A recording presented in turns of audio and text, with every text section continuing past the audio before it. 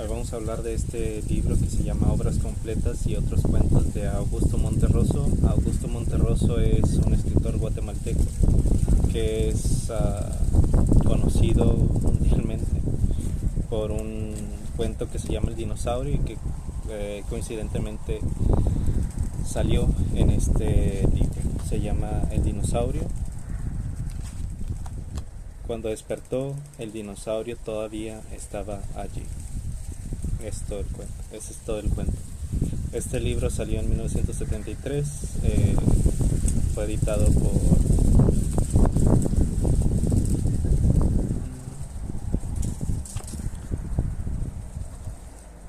Joaquín Mortis.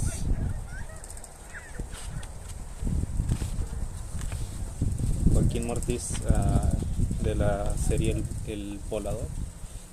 Y aquí atrás dice que para ese momento ya Augusto Monterroso era conocido a nivel mundial, ya había sido traducido al inglés, francés, alemán, italiano, y habían salido dos de sus libros, Oveja Negra y otras fábulas, y Movimiento Perpetuo, que fue declarado como el mejor libro de ficción de 1972.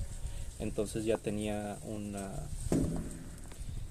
producción literaria considerable por la crítica, no tanto en cantidad sino en calidad. Entonces este libro se llama Obras completas y otros cuentos. Obras completas es un cuento dentro del libro y que nos introduce el mismo título del libro a la forma de escribir de Augusto Monterroso, que es entre la crítica, sátira, absurdo, muy similar a Julio Torri, muy similar a escritores intelectuales como intelectuales entre comillas, porque escribir es una tarea intelectual, sino que se centran en un humor más sofisticado, más sutil, como él, como Bioy Casares, como Borges, como Kafka incluso, que toman una idea y la llevan a su conclusión lógica, que el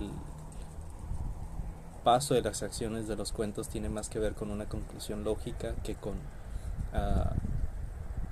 que hace X o Y personaje, protagonista, antagonista. Tiene más que ver con una idea plasmada en un cuento, a mi modo de ver. Entonces este es las personas que me conocen o que han leído mi libro de cuentos sabrán que es el tipo de cuentos que a mí me gustan y que son el tipo de escritores a los que yo he leído, que me han influido en mi escritura de cuentos, no tanto en poesías, pero sí en la escritura de mis cuentos. Entonces me encontré con este libro en una librería, bueno, en una tienda curiosa, rara, de esos tiendas o de esos lugares de los que me gusta escribir en mis cuentos. Era una pulga, una tienda de segunda mano. Venden plantas, venden ropa usada, venden aparatos electrodomésticos usados, planchas. ¿Qué más tenían? Como estantes. Era una cosa curiosísima. Y tenían libros usados. Entonces yo vi este libro, vi a Augusto Monterroso y dije, lo tengo que comprar. Y a la hora de preguntar el precio me sorprendió más el precio que la tienda misma, y fue el precio de encontrarme este libro en ese lugar tan extraño, porque cuesta 20 pesos. Bueno, me costó 20 pesos y aquí está, de que costaba 25 pesos y le pusieron, bueno, 25 con lápiz y luego le pusieron 20 con pluma, porque me imagino que nadie lo quiso comprar o yo qué sé. El lugar de hecho ni siquiera tenía luz eléctrica, o bueno, no prendían las luces, no sé si realmente tenga luz eléctrica. Entonces fue una situación, una experiencia maravillosa para mí. Eh, de las que me gusta escribir en mis cuentos, de algo que no parece llevar a ningún lado y quizá no lleve a ningún lado. Y esa es la vida para mí. O sea, esa es la representación de la vida, algo que a lo mejor no te lleva a ningún lado y que tú tienes que darle un significado. Esa es la vida, yo creo, para mí. Esos son mis cuentos. Quizá por eso mis amigos de repente los leen, no lo entendí. Me dicen cuando los leen. Pero bueno. De esa forma me encontré este libro. Yo no lo conocía, yo no sabía que el dinosaurio ya lo había leído y lo había escuchado muchas veces. Lo he escuchado más de las veces que lo he leído. Si acaso uno lee el dinosaurio una vez o dos y lo escucha, no sé, infinidad de veces en su vida, porque además sale, que yo sepa, sale en una película que se llama Where's, muy buena película. No sé si salen más películas. Lo que quiero llegar con esto es que es un cuento popular, muy conocido, que parece un chiste incluso. Y ese cuento es, como empieza ese cuento, empiezan muchos cuentos de este libro, que es in media res, a media acción, o como si estuvieran contando algo a medias, como si estuviéramos siendo testigos de parte de una plática de gente que está comentando un tema más grande que jamás vamos a conocer a ciencia cierta. Y es algo que me gusta mucho de Monterroso, que tiene esta dejo de que los cuentos son fragmentos de algo más que nunca vamos a conocer, porque quizá nunca lo escribió, lo más probable es que nunca lo haya escrito. Entonces yo quiero hablar de tres cuentos en particular. El primero, que se llama Mr. Taylor, que me parece muy relevante hoy en el 2026. Este fue publicado en 1973, hay que recordar, ya existía el imperialismo yanqui, pero me parece muy relevante comentar este cuento dada la circunstancia, no solo del imperialismo yanqui, sino de la colaboracionismo en Latinoamérica, de cómo gente se vende por una ideología americana, capitalista, neoliberal. Y con esto no estoy defendiendo el comunismo, sino simplemente puedes hacer una crítica de un sistema socioeconómico que realmente no funciona, sin tener que abrazar lo opuesto, o lo que la gente dice que es el opuesto, porque realmente el comunismo es socialmente parte de lo mismo. Es una visión moderna de la vida, lo cual coincide en demasiadas cosas. Hay demasiadas alternativas al capitalismo que no son el comunismo. Pero bueno. Entonces dice, empieza: menos rara, aunque sin duda más ejemplar, dijo entonces el otro. Es la historia de Mr. Percy Taylor, cazador de cabezas en la selva amazónica.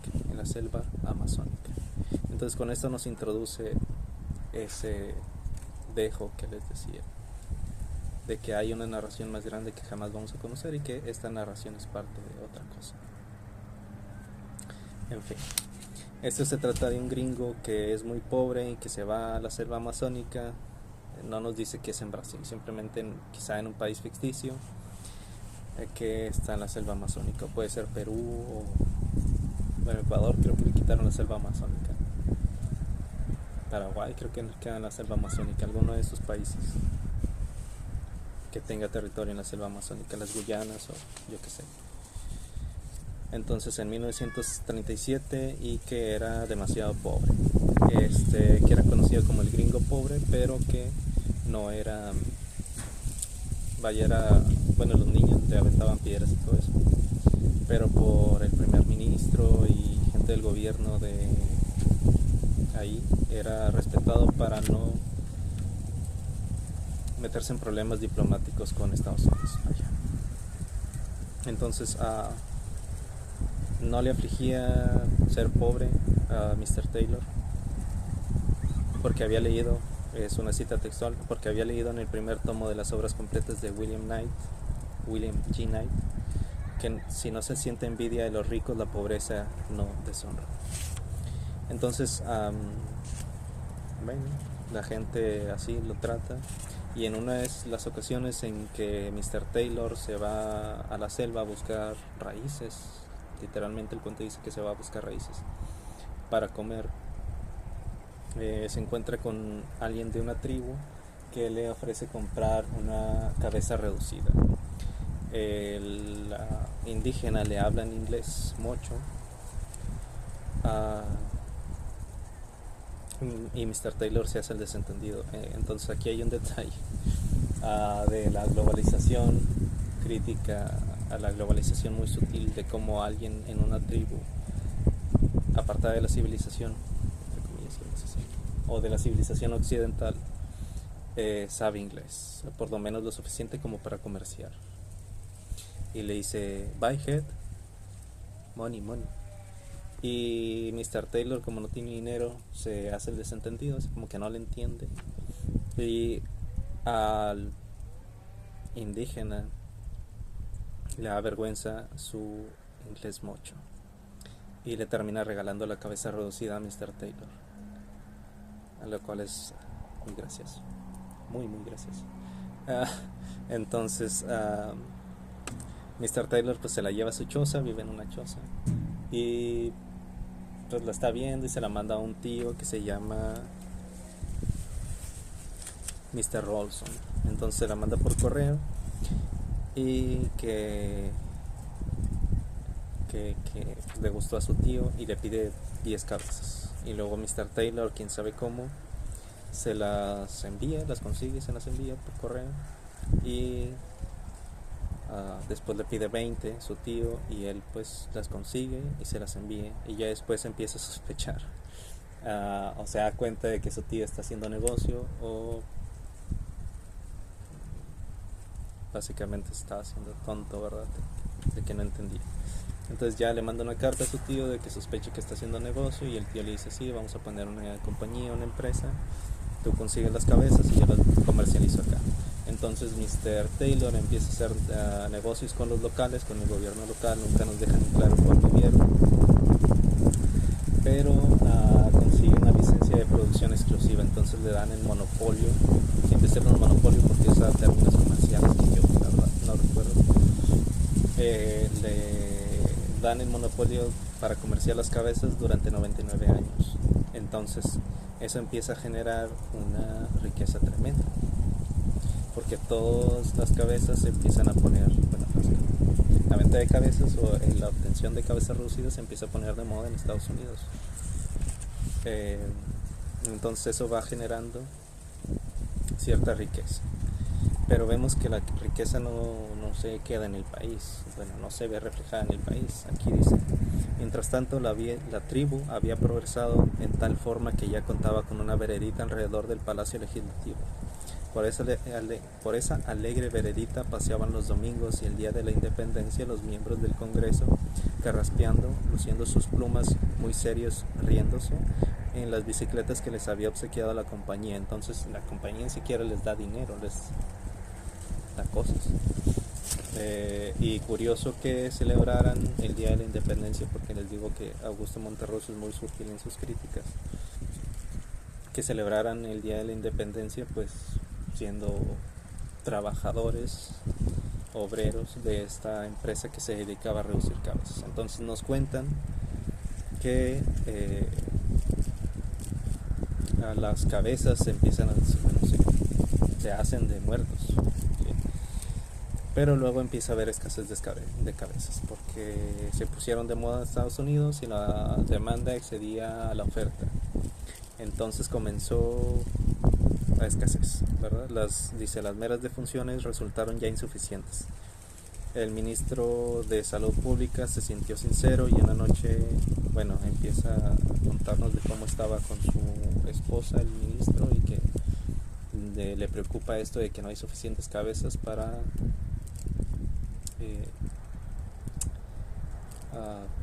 satisfacer la demanda de cabezas. Entonces le dice que bueno, su esposa le dice, bueno, ya saldrá algo. Y ya. Entonces se les ocurre que tenían que fusilar gente. Entonces cualquier falta administrativa mínima pues, lo pasaban por las armas y el cuerpo se entregaba a los familiares y la cabeza se entregaba a la compañía. La compañía la mandaba a Estados Unidos. Bien, entonces decía aquí, ejemplo, si en una conversación banal alguien por puro descuido decía hace mucho calor y posteriormente podía comprobarse el termómetro en mano, que en realidad el calor no era para tanto, se le cobraba un pequeño impuesto y era pasado ahí mismo por las armas, correspondiendo a la cabeza de la compañía y, justo es decirlo, el tronco y las extremidades a los dolientes. Entonces, antes de que te mataran, incluso te cobraban el impuesto, porque claro, el gobierno necesita dinero y no se lo va a dar la compañía, porque el gobierno explota a los entre comillas ciudadanos, porque no somos ciudadanos como tal. En la democracia moderna no somos ciudadanos. Bien, entonces esta es una crítica sutil, ¿verdad? Que si eres un imbécil no la vas a entender. O si, bueno, no lo digo. Entonces también se registra que las enfermedades también pues no trataban a las enfermedades. Los médicos empezaron a ser premiados por no curar gente. Entonces dice que hasta fueron nominados al premio Nobel de Medicina aquellos que no curaban a nadie. Entonces fallecer se convirtió en ejemplo del más exaltado patriotismo, dice aquí. Bueno, entonces si alguien estaba contagiado de sarampión, digamos, o de alguna enfermedad así mortal, si contagiaba más gente, por cada gente contagiada le perdonaban la vida un mes. Entonces, perfecto. Se fueron contagiando así gente, fueron matando gente y pues eso generó demasiada subida en el GDP, en el Producto Interno Bruto. Y aquí dice, el país entró, como se dice, en un periodo de gran auge económico. Este impulso fue particularmente comprobable en una nueva veredita florida, por la que paseaban envueltas en la melancolía de las doradas tardes de otoño las señoras de los diputados, cuyas lindas cabecitas decían que sí, que todo estaba bien, cuando algún periodista solícito desde el otro lado los saludaba sonriente, sacándose el sombrero. Entonces aquí tenemos también una crítica a los familiares y más a los esposos de los políticos, que para ellas siempre va a estar todo bien, y para los periodistas que todo va a estar bien, porque los periodistas obviamente están comprados. Es lo que está implícito en el cuento, porque en el cuento nada más los que se van salvando son los periodistas y los políticos, y que cuando matan a un periodista casi que por accidente empiezan a publicar que era una de las más grandes cabezas del país. Bien, porque aquí dice, al margen recordaré que uno de estos periodistas, quien en cierta ocasión emitió un lluvioso estornudo que no pudo justificar, fue acusado de extremista y llevado al paredón de fusilamiento. Solo después de su abnegado fin los académicos de la lengua reconocieron que ese periodista era una de las más grandes cabezas del país, pero una vez reducida quedó tan bien que ni siquiera se notaba la diferencia. Es increíble el sarcasmo aquí. De nuevo, los imbéciles pues nunca van a entender a Augusto Monterroso o una buena literatura. En fin. Y se pregunta el narrador, ¿y Mr. Taylor? Para ese tiempo ya había sido designado consejero particular del presidente constitucional. Ahora, y como ejemplo de lo que puede el esfuerzo individual, contaba los miles por miles, es decir, se había hecho millonario, milenario, inflación, millonario.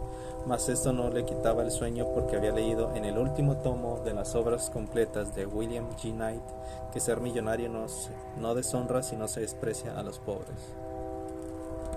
Bueno, perfecto.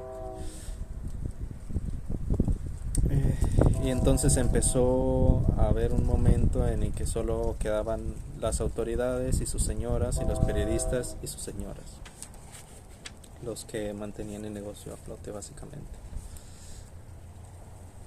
Mr. Taylor discurrió que el único remedio posible era fomentar la guerra con las tribus vecinas. ¿Por qué no? El progreso. Y empezaron a hacer la guerra con las tribus vecinas hasta que no quedaban tribus vecinas a quienes hacer la guerra. Y dice, fue el principio y el fin. Las vereditas empezaron a languidecer, Solo de vez en cuando se le veía a alguna señora o algún poeta laureado con su libro bajo el brazo.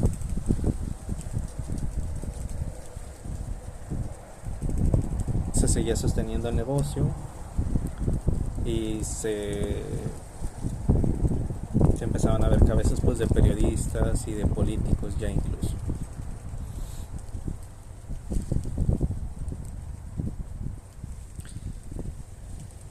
Entonces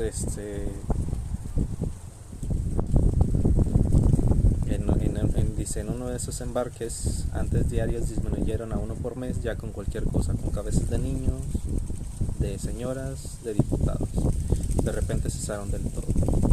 Un viernes áspero y gris, de vuelta de la bolsa, aturdido aún por la gritería y por el lamentable espectáculo de pánico que daban sus amigos, Mr. Rolson, el tío, se decidió a saltar por la ventana en vez de usar el revólver cuyo ruido lo hubiera llenado de terror, cuando al abrir un paquete del correo se encontró con la cabecita de Mr. Taylor, que le sonreía desde lejos desde el fiero Amazonas, con una sonrisa falsa de niño que parecía decir, perdón, perdón, no lo vuelvo a hacer.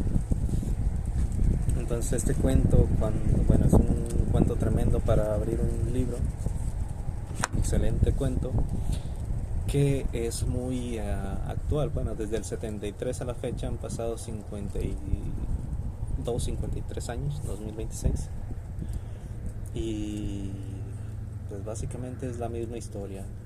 Los gringos vienen por dinero, ellos disfrutan de los productos que se van para allá, o las modas, o lo que sea, las materias primas, y pues la gente de acá se muere en las minas, por ejemplo, o empieza a trabajar por una miseria, se bajan los salarios, deja de desarrollarse tanta tecnología. No quiero decir que toda la globalización sea malo, pero entendemos cuál es la crítica aquí. Cuando se supedita la forma de vivir y la producción local a las necesidades de Estados Unidos en lugar de las necesidades locales y la vida social y cultural de la localidad, pues al momento de que se vayan esas, primero la explotación que sufrimos es tremenda, es inhumana. Y en segundo, cuando se acabe esa producción, ya sea por la falta de materias primas, por la sobreexplotación y por todo eso, ya no va a quedar nada. Y lo estamos viendo actualmente con los aranceles de Trump, cuando Trump está loco desde hace tiempo, pero cada vez pierde más la razón y se vuelve más errático y nadie le pone un alto, como en el cuento. Hay alguien que se vuelve loco por el dinero, Mr. Rolson primero y luego Mr. Taylor, y empiezan a abusar de un sistema hasta que el sistema también los consume a ellos. Entonces aquí no hay nadie que se salve, tanto los americanos, los estadounidenses están siendo consumidos por un sistema que tampoco los beneficia a ellos de forma social y cultural, quizá económica sí, porque ha elevado sus niveles de estándares de vida mucho, pero sufren en otros aspectos. No tienen una seguridad social, no tienen un sistema médico confiable, o no tienen un sistema médico que los trate como seres humanos, para empezar, a ellos tampoco. Entonces todo el sistema está hecho para generar dinero, para que crezca esa línea imaginaria, porque ahora es digital. Si vemos, el tío al final del cuento va regresando de la bolsa de valores, estaba especulando.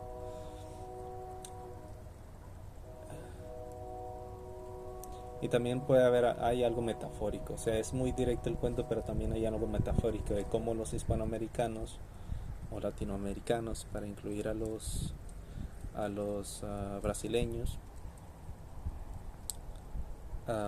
sacrificamos nuestras cabezas literalmente, o en sentido figurado, metafóricamente, en beneficio de Estados Unidos. Cómo nosotros vamos supeditando incluso nuestra educación a las necesidades de Estados Unidos y no a desarrollarnos nosotros, porque ese es un hecho.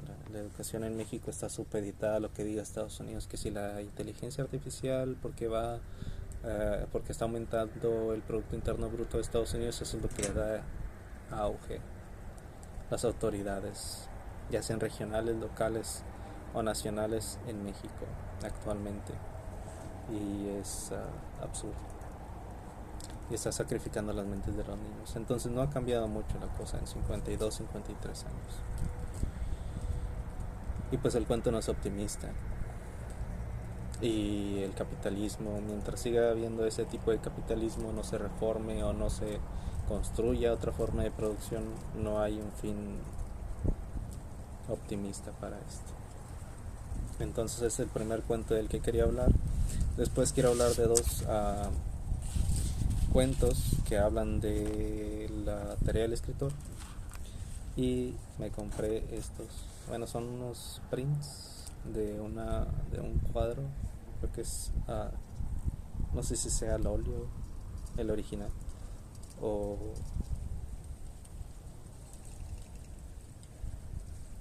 al pastel, porque acuarela creo que no es. Pero bueno, los compré porque luego pierdo los separadores de los libros. Y por si la quieren seguir es yes_K, la letra K, y luego la 21. Me imagino que es Instagram, creo. Me gustan mucho sus pinturas. Y pues deberíamos apoyar a los artistas locales. Entonces quiero hablar de este libro que se llama Leopoldo y entre paréntesis sus trabajos, que se trata de un escritor que va a visitar una biblioteca porque va a investigar sobre un tema, va a investigar sobre los perros para escribir un cuento. Entonces él va haciendo notas de lo que va leyendo, ¿verdad? Porque se va distrayendo mientras va leyendo. Y va haciendo notas de lo que va a escribir. Por ejemplo, dice: Leopoldo tomó algunas notas y escribió en su libreta: consultar si un cuento sobre un médico así no ha sido escrito. En caso negativo, reflexionar alrededor del tema y trabajarlo desde mañana mismo. Es una nota. Y así está reflexionando sobre lo que va a escribir y está leyendo en la biblioteca y está haciendo así sus apuntes mentales.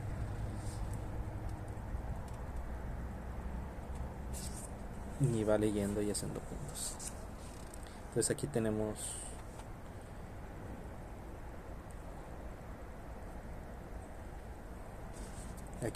otro como idea mental que tiene. De inmediato vislumbró las posibilidades que una observación de esta naturaleza prestaba para escribir un cuento satírico.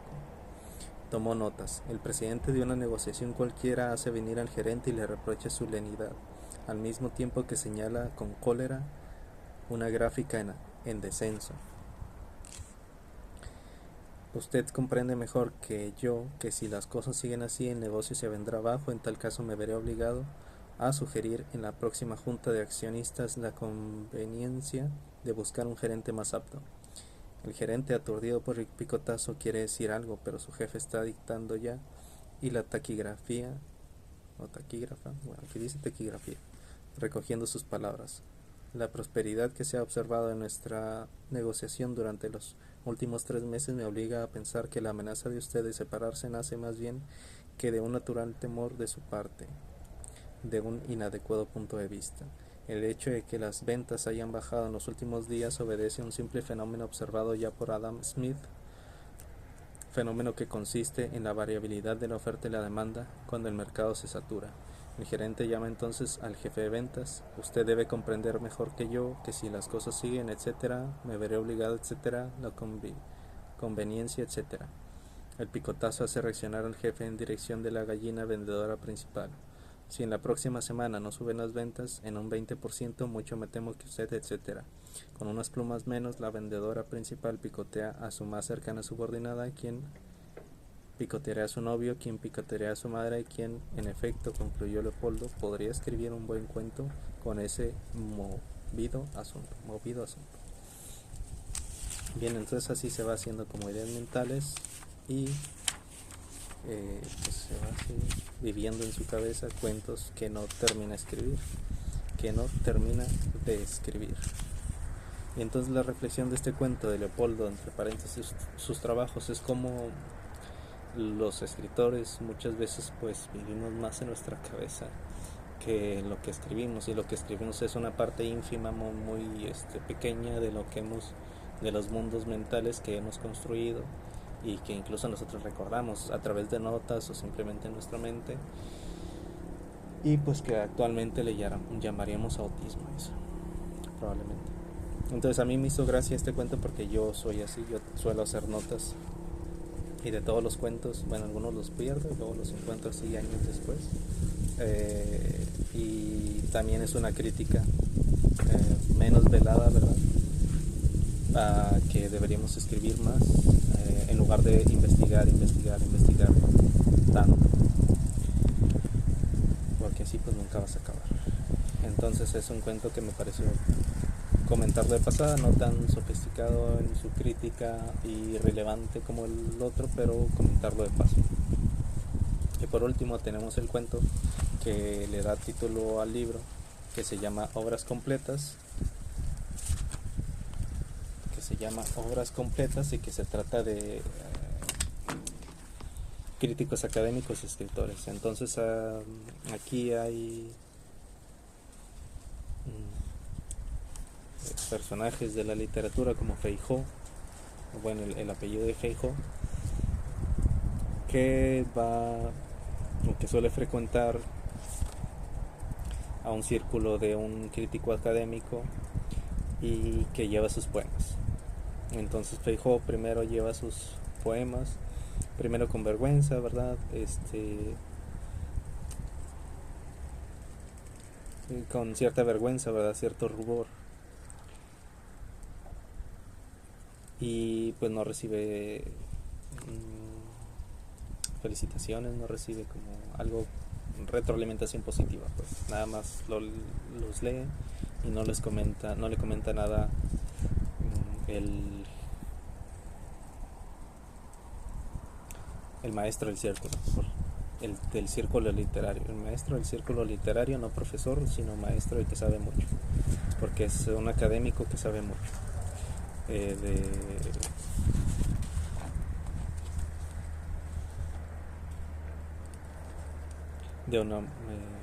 Unamuno, no, bueno, dice que sabe mucho de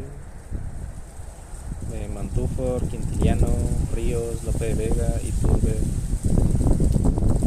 Mantúfor, Quintiliano, y luego viene Ríos, Lope de Vega, Iturbide, Rodó. En fin, es una persona que sabe mucho de literatura, etcétera, etcétera, y que esta persona, Feijó, deja de llevar sus poemas, pero que el maestro se ve como impresionado por los poemas, pero nunca le comenta nada porque luego perdería su aura de maestro, de gente seria, etcétera, etcétera. Y esta persona, Feijó, después pues empieza a hablar de otros temas, bueno, de autores, ¿verdad? En lugar de llevarlos sus poemas, y empieza a hablar de Lope de Vega, y luego empieza a hablar de Unamuno, y se da cuenta que ahí es la cosa en común que tienen en Unamuno, y entonces el maestro empieza a llevarlo hacia la crítica, lo empieza a alejar de la poesía, y básicamente Feijó se vuelve un escritor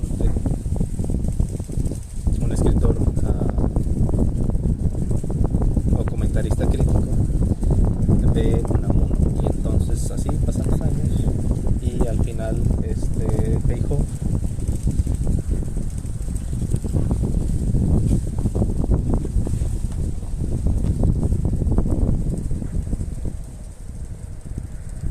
se empieza a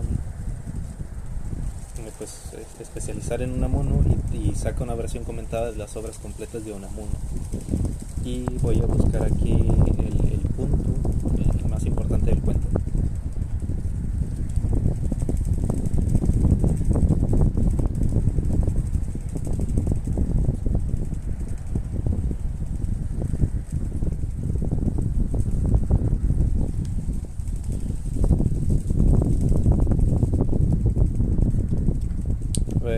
Bueno, el maestro aquí empieza el asunto. No lo quise subrayar, no lo quise rayar nada del libro porque tiene como 52 años el libro y me parece que está muy frágil en cierto modo, entonces siento como que la página no iba a aguantar y bueno, aquí empieza. Y se ve a sí mismo, Fombona, que es el maestro, se ve a sí mismo 40 años atrás sufriendo avergonzado y solo por el verso que se negaba a salir, y que si salía era únicamente para producirle aquel rubor como fuego que nunca pudo explicarse. Pero de nuevo volvió a su vieja duda, la vieja duda a atormentarlo.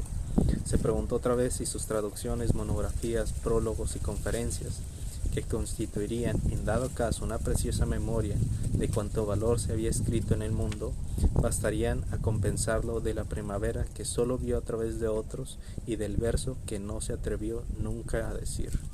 La responsabilidad de un nuevo destino oprimía sus hombros, y un como remordimiento, el viejo remordimiento de siempre, vino a intranquilizar sus noches.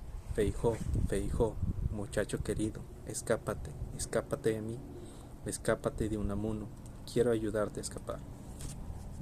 Bueno, pues al final nunca le hice nada, y se encuentran ya cuando Feijó está sacando la edición crítica de las obras completas de Unamuno.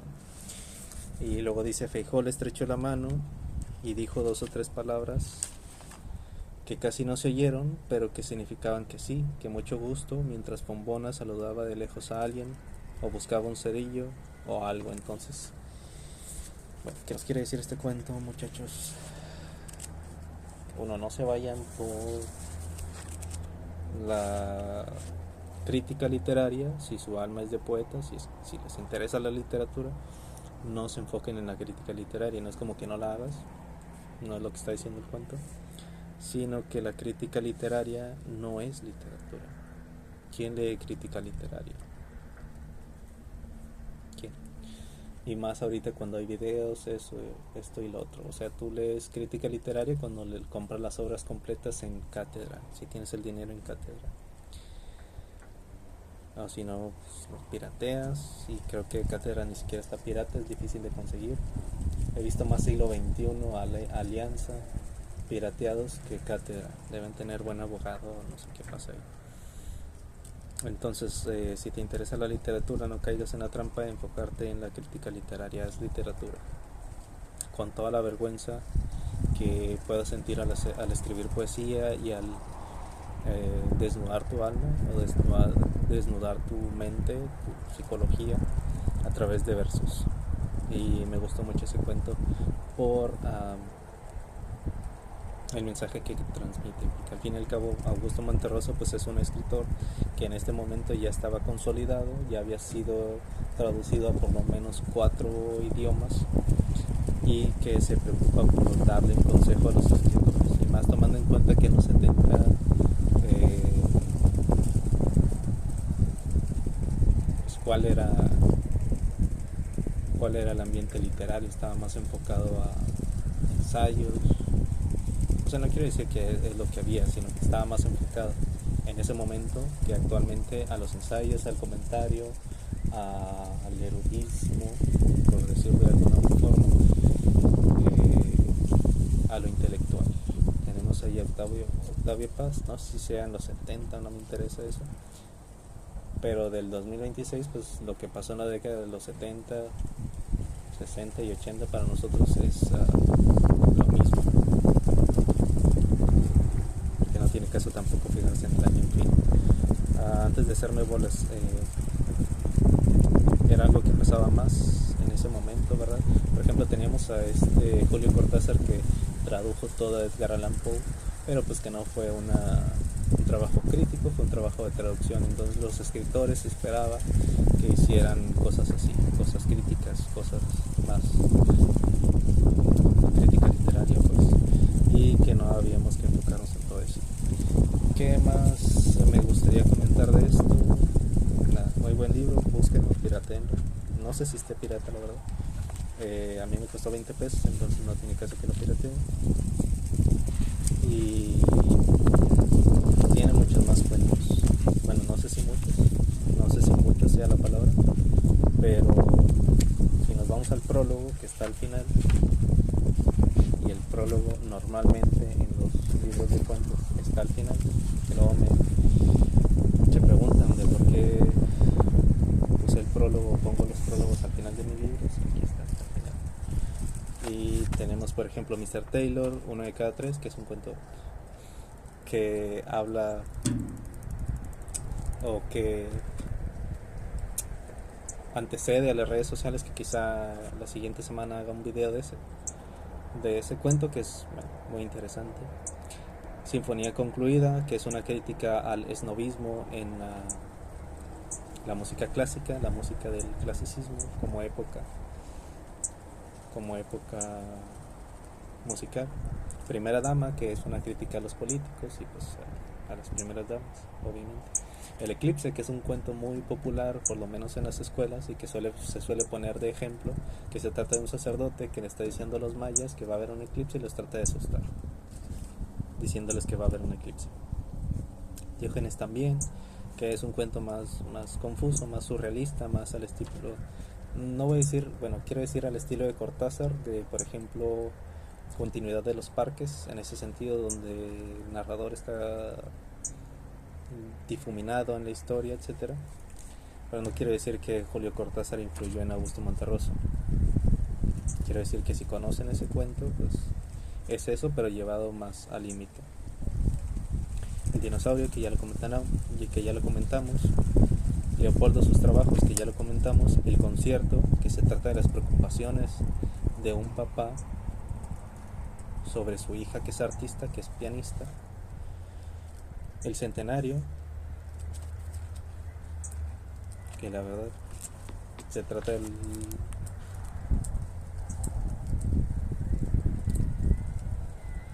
se trata de alguien muy alto, y es la situación llevada al absurdo. El centenario se refiere a la moneda del centenario, la moneda mexicana del centenario.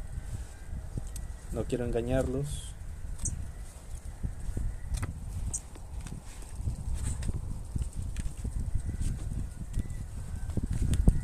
que aquí tiene un error de impresión porque dice que es la 131, pero empieza en la 117.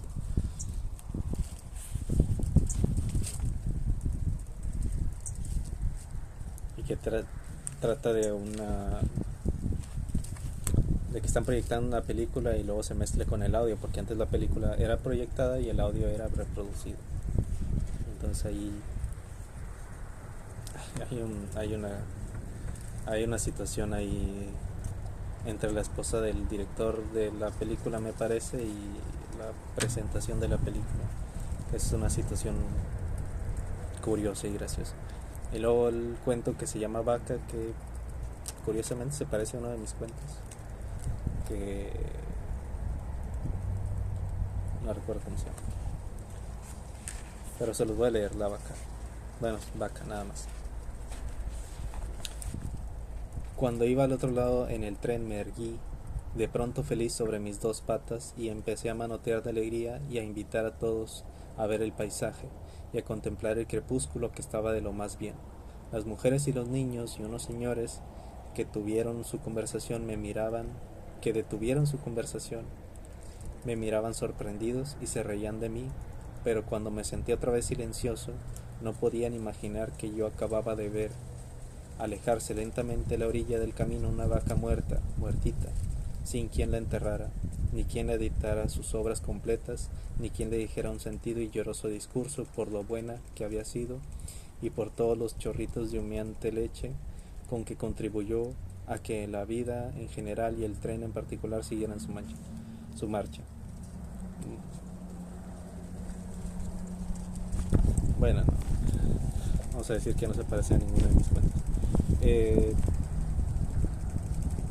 Pero bueno, en este libro me sentí como reflejado y realizado, en el sentido de ver que mi visión de la literatura, de los cuentos, no está, vaya, hay alguien exponente, que hubo alguien antes que yo, que ya tenía esas ideas, lo cual siempre es bueno. No es bueno quizá ser original del todo. Es bueno encontrar a alguien que te antecede, que alguien ya estuvo ahí, que ya tuvo ideas similares o parecidas desde tu punto de vista, porque luego hay otra gente que lo lee y dice, bueno, no le encuentro nada parecido, lo cual es válido, ¿verdad? Uno tiene una visión de las cosas en su mente, no es necesario que todos lo compartan.